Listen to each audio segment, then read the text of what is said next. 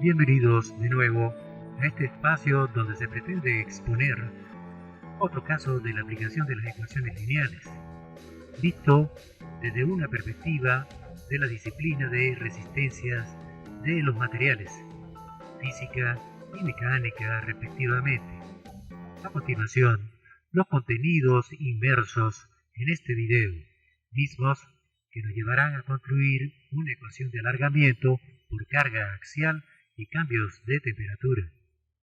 Comenzando por la ley de Hooke, para explicar el término elasticidad, seguido de la tercera ley de Newton, acción y reacción.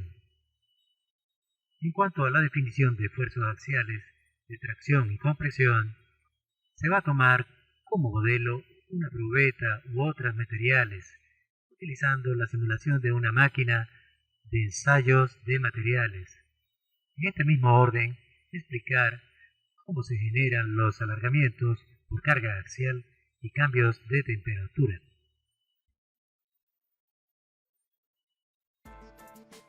Veamos como anticipo la simulación del proceso de alargamiento de una probeta de metal u otro material, en donde se observa cómo se va deformando esta a través del tiempo, considerándose la variación de la carga según los gráficos que generan hoy día las máquinas modernas para ensayo de tracción, hasta que se presenta la fractura del material. Comencemos con el concepto de la ley de elasticidad de un material, que expone esta propiedad, pues al aplicar fuerzas a los extremos de este por un tiempo y luego retirándolas, se observa una recuperación de forma y fondo. Hablo de propiedades. En el caso anterior, se observó el estiramiento del material a tracción mecánica. En este caso, veremos la compresión del material. De manera muy similar, este se comprime hasta cierto punto, ya que al retirar la carga, vuelve a su estado original recuperando sus propiedades, siendo este fenómeno conocido como elasticidad. Pasemos al ejemplo de un resorte al cual se le aplica un peso distinto en cada una de las posiciones mostradas, 0, 1, 2, 3 y 4 respectivamente. Nótese en la gráfica del lado derecho obedece a un plano de coordenadas X e Y, asignando al eje X cada posición o desplazamiento, y por otro lado habrá una posición para cada peso en el eje Y, el cual nos va a ayudar a visualizar los efectos de este fenómeno utilizando un análisis matemático.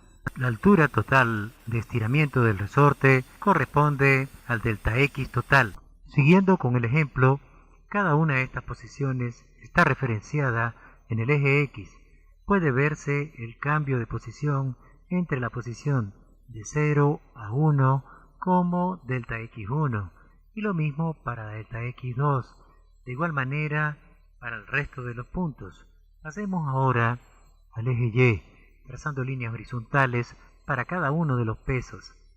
Aquí habrá un delta Y1, por supuesto, un delta Y2 y así sucesivamente, revelando los triángulos, rectángulos pequeños y el triángulo del mismo tipo que envuelve la totalidad de los puntos. Al comparar los ángulos o la pendiente o tangentes de los antes mencionados, puede verificarse que estos son iguales. Por tanto, los ángulos φ1 van a ser igual a φ2, igual a φ3, igual a φ4, o sea, el mismo grado de inclinación. Tomando en cuenta el triángulo mayor, podemos hallar su pendiente o en cualquiera de los triángulos pequeños, notándose que la igualdad de tangentes da como resultado una constante de elasticidad K, o proporción de inclinación de la recta que describe el experimento o el fenómeno, calculándose tal y como se muestra en la parte inferior del gráfico. K es igual a delta P entre delta X. Para calcular la fuerza del resorte, se ha de enfocar primero en la tercera ley de Newton. Para cada acción hay una reacción, o sea, para cada peso ha de reaccionar el resorte como se indica. En concreto, la fórmula para calcular la fuerza de un resorte viene dada por la multiplicación de la constante de elasticidad por la dimensión del estiramiento del resorte X. Negativo, ya que para cada peso aplicado habrá una reacción por parte del resorte, muy similar al material mostrado inicialmente. Pasemos ahora al ejemplo de la máquina de ensayo de tracción por accionamiento axial. Si tomamos la probeta de la máquina y le hacemos un corte imaginario AA, según lo mostrado en la figura, las dos fuerzas se encuentran a tracción. Además, se ha colocado el caso contrario, donde la fuerza se encuentra a compresión. Aquí los signos de la fuerza juegan un papel importante: negativo en compresión y positivo en tracción. Siguiendo la explicación anterior, en cuanto a las fuerzas trabajando en la superficie de corte, podemos hablar de esfuerzo, cuya definición apunta a la cantidad de fuerza aplicada en el centroide de la sección circular de la probeta, y su fórmula se expone al lado derecho de la figura. La representación de este esfuerzo se hace con la letra griega sigma. Entonces, cuando se habla de sigma, estaremos hablando de esfuerzo. Aquí, por supuesto, es un esfuerzo axial en la dirección del eje vertical. En efecto, a medida que se considera el tipo de fuerza, esta tendrá como consecuencia el tipo de esfuerzo, como se había descrito: positivo a tracción y negativo a compresión. Volviendo la cara hacia el ejemplo de la probeta a tracción, voy a mostrarles el efecto que se obtiene en el área mostrada al lado derecho del video. Nótese que a medida que se aumenta la fuerza de atracción, disminuye el área, afectando el esfuerzo, llegando así a la fractura inminente de la probeta o material de prueba. Para entender mejor el tema de esfuerzo, veamos a continuación cómo quedaría la superficie del material una vez que se ha realizado el corte. Es importante señalar que la superficie varía de acuerdo al material. Para este caso es un tipo de acero con una superficie rústica, rugosa y áspera. Si giramos la pieza, podemos obtener una mejor vista muy parecida a la que se ve desde arriba de un avión, como una especie de montaña de rocas. Ahora bien, si se toma la superficie anterior, devastándola o lijándola hasta obtener una superficie pulida, esta, al igual que la anterior, se puede observar en un microscopio metalográfico con lujo de detalles. Un ejemplo de ello es tal cual como se vería.